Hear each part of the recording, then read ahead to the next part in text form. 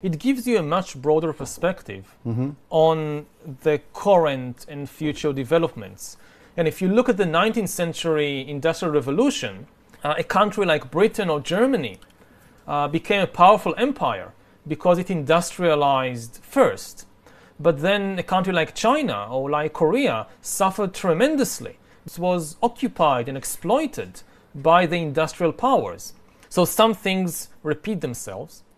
Every invention, every discovery usually creates new inequality. As a historian, I can raise a warning that it's very unlikely that the new powers of artificial intelligence will be shared equally between all the countries in the world. It's much more likely that some countries will lead this new revolution. They will be able to dominate and conquer and exploit all the others in an even more extreme way.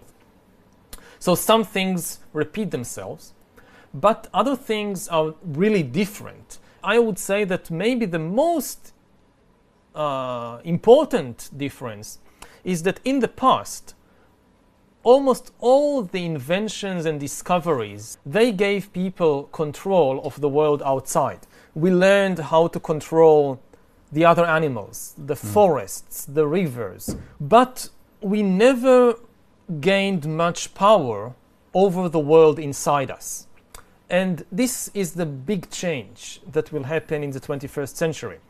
Powers we are gaining is power over the internal world, to re-engineer and manufacture bodies and brains and minds. I think Earth will be dominated by entities which are more different from us than we are different from Neanderthals or from chimpanzees.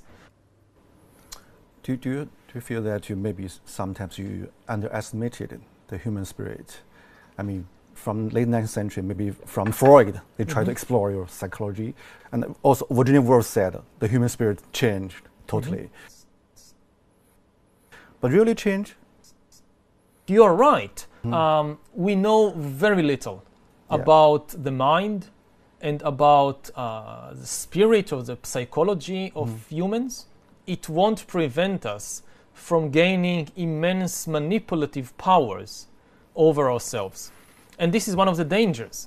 We had control, we had power to manipulate the world outside. We didn't understand the ecological system. And the same thing may happen with the world inside. We are far from understanding the human spirit or the human mind. And the result may be that we will face a mental collapse, similar to the ecological collapse we are seeing now. I think we are facing the danger of the distractions. Maybe human spirit is much more adaptive than we think and we imagine. It is very adaptive. That's certainly true. And we see it here that we still have the Stone Age bodies and Stone Age brains, and here we are flying in airplanes and living in big cities and so forth. So we have an amazing ability to adapt. But what we see is a process of domestication of humans. We adapt the abilities that the economic system needs from us, the political system needs from us, but we neglect many other potential abilities that are deteriorating. This is what happened to the other domesticated animals. We created cows that produce enormous amounts of milk, but otherwise they are far less capable than wild cattle. Now, what the economic system needs from us is to constantly connect to the communication system. And all the new technologies, what they are doing is drawing us out of our body, disconnecting us from our senses, from our body, and connecting us instead to cyberspace. If you don't feel at home in your body, you will never feel at home in the world. My impression is that the number one cause for the feeling of alienation and stress, which has huge economic advantages, but the mental price is very, very big. For hundreds of millions of people all around the world, 我觉得我不喜欢，很不喜欢那种简化历史的那种方式，简化所有的事情，把它变成几个 point。但更让我沮丧的是，这太庞杂了，我也不知道怎么反驳它，很沮丧。相对于矛盾复杂的精神世界，赫拉利更相信可以统计的数据。他本人就像一台精密且强大的信息处理机。他还试图颠覆长久以来的人文信念。他受到了热烈的追捧，尤其是在中国。其实他尊重了古代人类发展过程中的作用。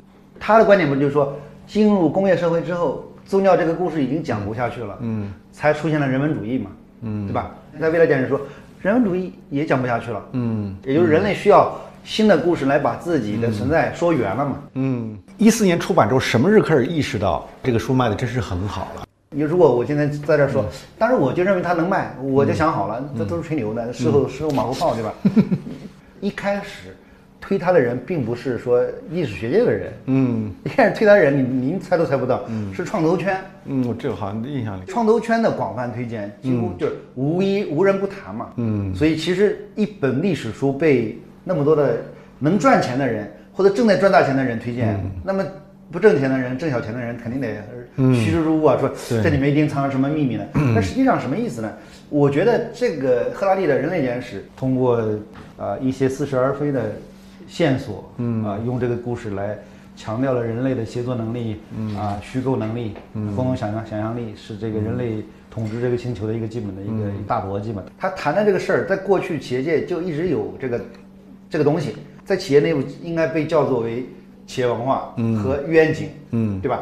就这两件事嘛，对吧？但是书买回去看的人这么多，在线知识付费打开率只有15%，其实图书打开率更低，书的完阅率其实可能不到2%，但是它就是因为我有了，并且我知道大概是什么意思，在饭桌上或者在某些场合下可以聊一聊，大家在这里面找到了身份的认同，就是说我们是这一类人，我们关心我们怎么去塑造我们这个企业的共同想象力和虚构能力，我们的企业的愿景是什么样子的，然后所有人都在一起用某种似是而非的暗号在对接，说碰一下说我们是这一波人啊，没错，对，确认过眼神，我们是一波的哈，而且你创造了一种新的模式，对，这些企业家创业者明明都不读书，然后都喜欢讲宏大的历史，都上来就人类开始演化，对，讲就是用一种似是而非的知识把他们都笼罩在一起，他们也自我感觉很良好，对，实际上是对于未来的这种窥探欲望太强烈了，都希望弯道超车，希望赢在起跑线，凡事预则立，不预则破啊，就是大概这意思。我再给您回溯一下啊，它不仅仅是这本书上表现出来中国人对于未来学的热情，从上个世纪80年代这个70年代吧，莱斯比特的大趋势就比美国卖得好，然后尼格罗庞蒂的这个数字化生存，然后到 KK 的失控，哪一本书都是这样。因为突然在一本书里面挤下了他认为的所有的知识，寻找一个单一结果、单一答案的方式。对于赫拉利的这种热捧，其实都是这种力量在驱使，他就有点求神问佛的那个意思。就是我告诉你是什么，你就这是你的答案，他不强调批判性的思维。对，批判性的思维是不够的。我突然想起他是为什么让我不舒服。他某种意义上看起来很庞杂，但他其实提供了一套有点封闭的历史观的。对，它不是因为历史本身是开放的嘛，因为我相信历史是开放性。对。但是开放性对于很多人来讲是太难以接受了，这个事情太麻烦了。对，一个封闭性的线对它是很重要的，对很多人。用赫拉利的观点来说，我比较认同的就是，技术的高速发展，它解决了很多就所谓的那个无用之人的基本需求。也就是就像那个超级玩家嘛。对，就可以沉迷在那个世界里面。在那个世界里面，对，它满足了一大部分的需求。在你的世界里面可以定义，你可以玩各种游戏，然后你在里面你说了算。其实现在已经差不多发生了。对，它已经发生了，在那个巨大的这个技术推动的这个浪潮下，那一批人就变成了无用之人。他只是负责消费的，他也不创造，而且超级人变得更强了。然后技术的赋权和赋能让那些人变得更强。赫拉利这个事情这种暗合是契合了他这种东西。倘若你对于未来学的谱系有所了解，你会发现奈斯比特的所有预言之前都有人做出阐述，但奈斯比特的判断更绝对，语言更通俗。他知道如何将杂乱无章的信息拼接在一起，创造一些朗朗上口的新词汇，然后用动情的、不容置疑的口吻大声讲出来。它传递的不是思想，而是概念。它不鼓励你展开独立思考，而是要让你有原来如此的顿悟。As a historian, most of the insights you gain by looking at how things changed in the past. But then once you understand the mechanism of change, you can use this understanding to try and say something about the future. How do you evaluate your own visionary capability? I hope they are good. I think history is really the study of change. Yeah. Historians, their speciality is to study how things change in the world. Mm-hmm. I mean, it's so funny or very paradoxical. You're trained as a historian, but people ask you like you are a prophet about future. So how do you think about it? Now, of course, and I try to clarify it, but people don't always want to listen. I try to clarify it that I'm not a prophet. I'm not making predictions. Nobody knows what the world would be like in 30 or 50 years. It's impossible. Now, many people read your books because they want to survive in the future. Yes. It's become a new social Darwinism. So how do you react to it? I mean, they are reading. Well, this is one of the problems of writing books and being an author, that you have no control of the way in which people read your books. Yeah. And I see it in many cases, like I write a passage in an ironic tone. For me, it's obvious that this is irony. And I think everybody who reads it will understand. I don't mean it seriously. It's just an irony. They didn't get it. And they don't get it. I mean, they read it in a completely flat and serious way. And they understand exactly the opposite of what I intended.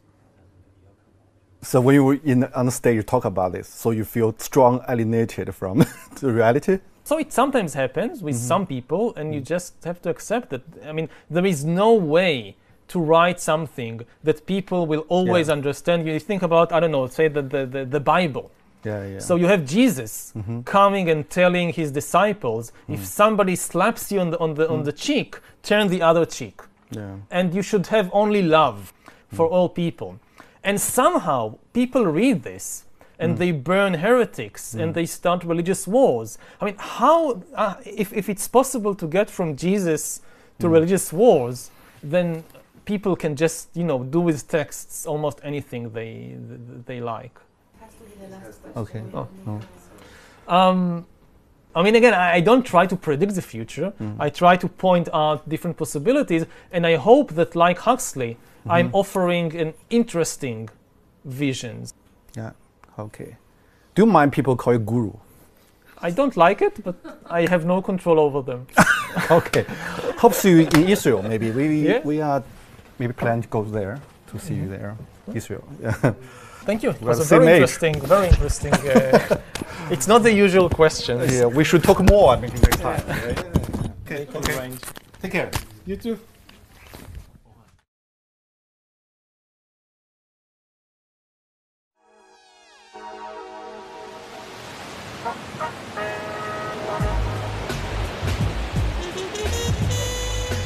比起所受的中世纪历史训练，赫拉利更像一个将前沿科技与宗教预言相结合的现代古人。想要理解他的学说与精神世界，最好来到他生长的地方。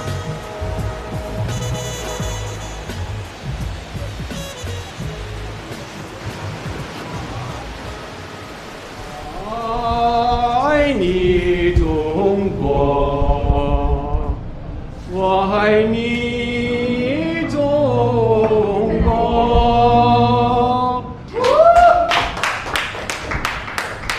哇，好动人呐！哇，好感动。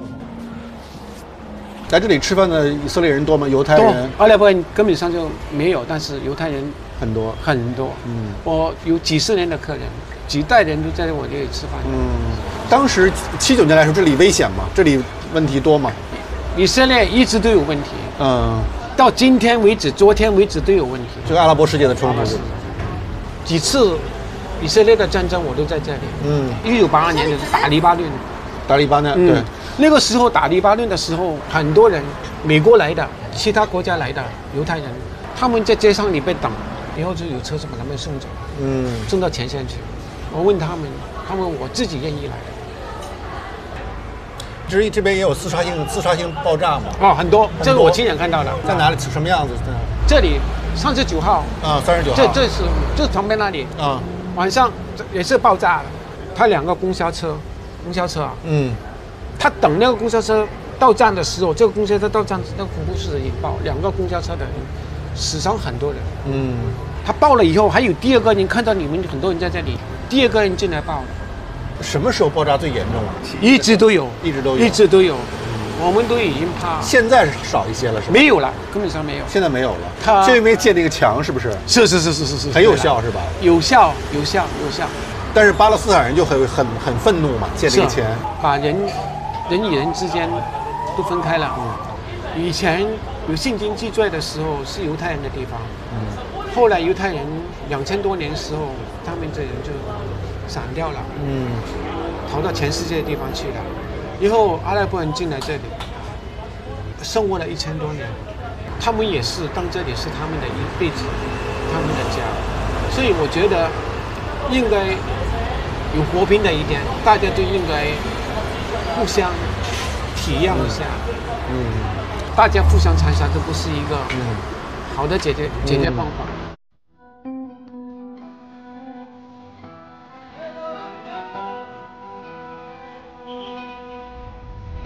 哇，这么高这墙，比那个柏林墙高多了。对啊，高太多了，这得有什么8米、10米高。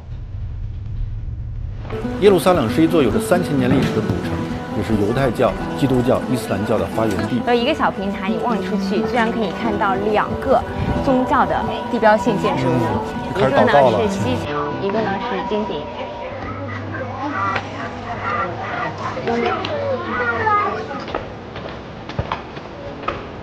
与耶路撒冷相距1小时车程的特拉维夫，却是一座引领世界科技的现代都市。我相约赫拉利在这儿再次见面，我很好奇，如此复杂的环境对他的影响是什么。Hi, see you again. Hello. Hi, see you again. See you again. Hey, how are you? Hey. Nice to meet you. So where to go? We need the car. Yeah, we are ready. Yeah, please. You know, I just traveled from Jerusalem, the old city. You see the different culture, different religion, and I mean, very mixed culture, and lots of burden from history. Is there a kind of Israeli mentality? Could you describe it? As a tourist, maybe you go there. Oh, it's very interesting. Or you see all the old places. Or this is where Jesus was, and so forth.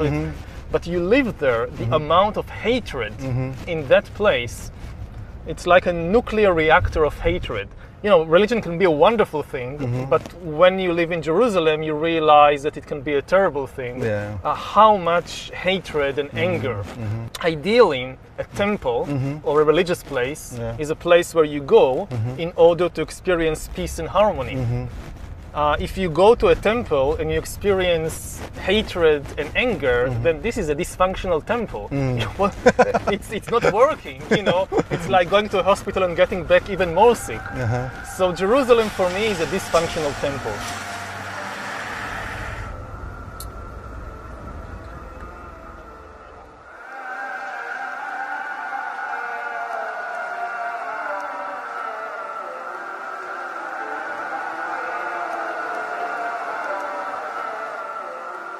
How this kind of things shape your mind, shape your... The influence on me, of if this is what you ask, it obviously has an impact. I mean, if you live in a place like Silicon Valley, maybe you can have this kind of utopian vision of a world governed by science and by rationality and things like that. But if you live in the Middle East, it's obvious to you that you cannot escape this tension, because all around you people are killing each other because of their belief in fictional stories. So it's very clear to you that fiction is an extremely powerful thing. My house, the village where I live, is exactly middle of the way between Tel Aviv and Jerusalem.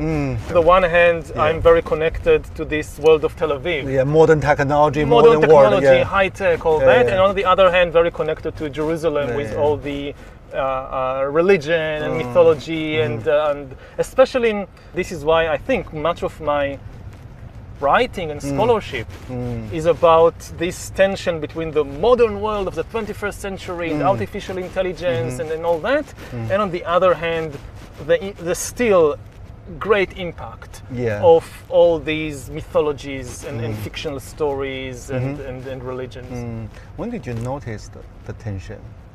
When did you notice the hatred of religions and I think only when I left Israel and I went to do my PhD in Oxford, then I realized how much tension there is in the place. Or when you're born into it, you think, well, this is how the world is. And only when you go out, you realize, no, this is not thinking about your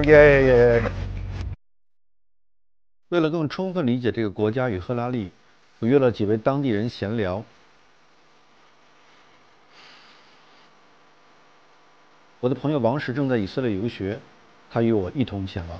007那个谍战片的这个，对。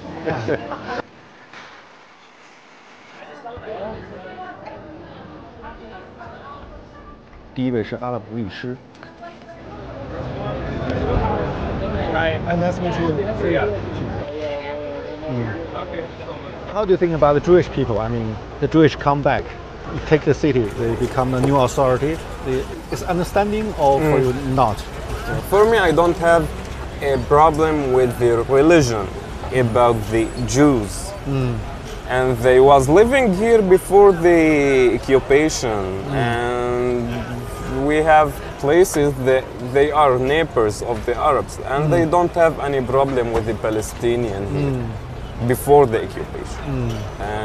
When they kick them out from Europe and receive them, and later they are get of this country. But after, it's became the problem.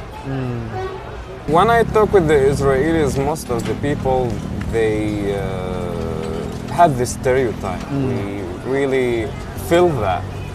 When they talking with me, are you real Arab? Yeah, I am Arab. Are you born in? Yes, I am born here. You know, here, the thing that it's helped me to live here in Jerusalem, it's how I look. According to the stereotype of the Israelis, I'm not look like the local people. The local people have to be dark-skinned, not handsome person, and also my accent is good in Hebrew. You speak Hebrew? Yeah, of course, because I'm a lawyer. And in a good accent. So what's your nationality? Nationality, I don't have any nationality of any country. It's just residency. If I pass something, if I travel more than 3 or 7 years out of Israel, so they can get the ID, my ID. It's mean they can kick me out anytime. Like that we live. Do you have any solution? I mean, actually, I don't see any solution. I am born here and I love this country. I will not pass to anywhere.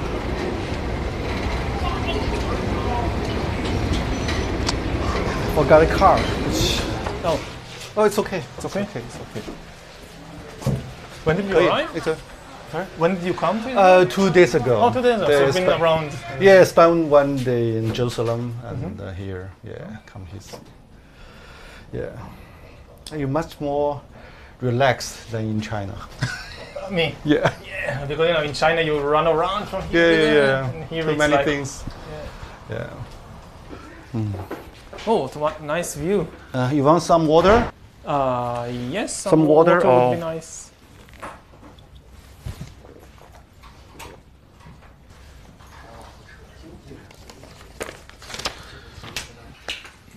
Tell me more about your self-searching in Oxford, your life, your thinking, your mentality, how the change happened. Yeah. How the change happened? Yeah. Well, I went to Oxford to do my PhD on military history. I was always very interested in the big questions of life. Yeah. What are we doing here, and what is the meaning of life, and what is the source of suffering in the world, and things like that. But I got the impression that you couldn't really engage with these questions in the academic world. The academic world is kind of pushing you to focus on more and more narrow and specialized questions. On a parallel track, I'm personally very engaged and interested in these big philosophical questions. Big tension for you. Yeah. When I got my tenure at the university, I felt that, okay, now I'm kind of secure. Now they can't do anything to me. Some terrible crime, like you murder the dean or something, they can't touch you. Yeah. So I try and reconnect the two tracks with these big questions about humanity and about life. I guess it was luck had something to do with it, but it was very successful. In the 20th century, there are some historians also ask big questions like Arnold Toynbee, H.G. Wells. How this kind of tradition shaped you? I mean, Influenced me. Yeah. Well, the biggest influence on me, I think, was from Jared Diamond. Jared Diamond. He was a specialist in birds. Yeah. Yeah. He was the one who came and kind of showed the historians, look, you can do these things to, like, looking at humans from a bird's eye view. From bird to bird view. Yeah. So you're comparing Jared Diamond. What's your advantage and disadvantage of your books? Their strength compared with me is that I don't really have any background in biology. But if you just know biology, if you just understand evolution and you know everything there is to know about humans, you can now explain human history. I don't think that this can work because human history also has a very important ingredient of culture, of ideas, of stories, of fictions. And this is kind of my speciality, the exploration and understanding of fictions and mythologies and stories and their immense impact on human history. And if you don't give enough importance to the stories, to the fictions, you will never understand something like the Second World War, or like the French Revolution, or like the rise of Christianity. There was no biological or geographical explanation. So what do you think the major flaw of your theory? Have you ever think about it? Of my theory? Yeah, your perspective. You try to explain the whole world, the history, but what's the major flaw in the process? Well, if I knew the major flaw, I would have corrected it. But there are definitely flaws. I mean, do you have any kind of worry? Maybe I speak so much about the change, the process, but actually I don't understand very well. Do you have any kind of concern? There are many areas. Because your tongue in the books is so confident. So, yes. Yeah. There are many areas that I talk about and I have no first-hand experience. I just rely on what the experts in the field say and I believe them. And I have no ability to kind of verify for myself that what I'm saying is true. I just believe them. So it's only second-hand knowledge. I read articles and books about artificial intelligence and what are the principles behind the program, behind the machine learning. So I trust that they are right. I hope that they are not kind of, making this colossal mistake and leading the entire world after them. So in your book, you also mention about the global meaning crisis, actually. People don't know who they are and they lost identity. So how to cope with it from your point of view? How to deal with the phenomenon? We can't come back. We can't go back. We can't go back. This should be very clear. Yeah, the road back. New. Yeah. What's new? What's the new meaning? I think that always the key is to get to know ourselves better. When people ask what is the meaning of life, they usually expect to be told some story about the universe, which gives them some role to play. You have the Jewish story, the Christian story, the national story, but all these stories are false because the universe doesn't work as a story. It exists today in the world not Israel, not Japan, not Greece, not Egypt. None of them existed 5,000 years ago. Humans coming out of Africa, the first cave art, the farming, the invention of farming, of agriculture, the invention of writing, of money, the first cities, all these things happened long before any of the nations that today exist appeared. So none of them offers you an eternal truth. And I think that what the real answer to this search for meaning is leave all these stories aside. And the key thing is to really understand the reality about yourself.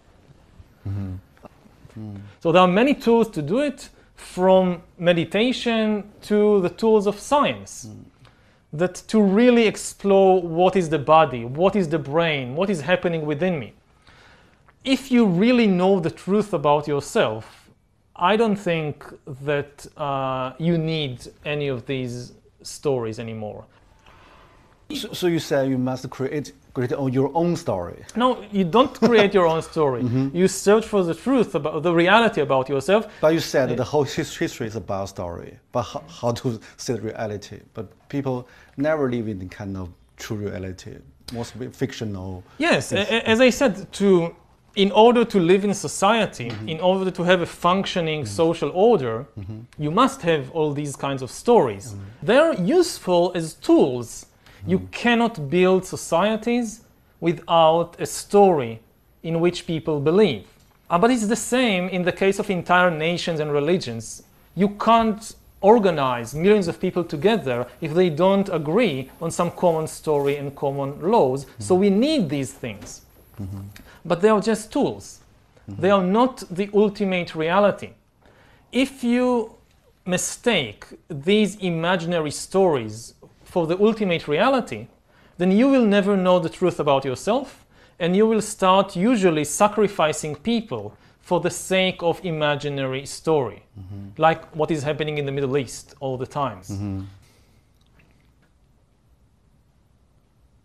它算一种启蒙啊，让你想这些问题 ，AI 什么问题，但是大部分情况下大家不会真的想嘛，大家只是盲从某种新的说法而已，新的流行而已，它不是催促你更复杂性的思考，或者说要面对自己的很多问题，它更像是一种抚慰剂的方式。启蒙还是要很多自我发现的觉醒。你看那个乌鸦在上面，下面卧虎藏龙，哇，好漂亮啊！你从建筑形上显然它是有点博采众长，就有点和像他要把其他的宗教大同是吧？全大同在这里。